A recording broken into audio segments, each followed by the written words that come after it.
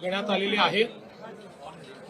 यामध्ये विशेषतः गेल्या काही महिन्यांमध्ये सातत्याने महाराष्ट्रामध्ये जी अतिवृष्टी झाली आणि त्यामध्ये शेतकऱ्यांचं जे काही नुकसान झालं या संदर्भात एक आढावा आम्ही घेतला।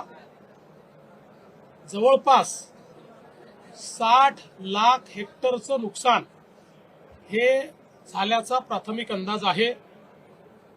यापैकी पहिल्या टप्प्यातलं जे काही नुकसान होतं ऑगस्ट पर्यंतचं त्याकरता 2215 कोटी रुपये हे राज्य सरकारने वितरित करणं चालू केलेलं आहे।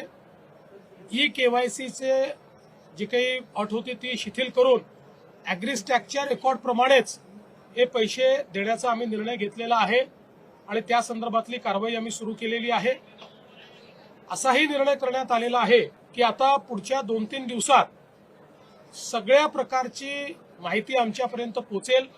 काही ठिकाणी पाणी असल्यामुळे योग्य प्रकारचं असेसमेंट घेता येत नव्हतं आणि म्हणून त्यांना अधिकचा वेळ आपण दिलाय। पुढच्या 2-3 दिवसात ही सगळी माहिती पोहोचेल।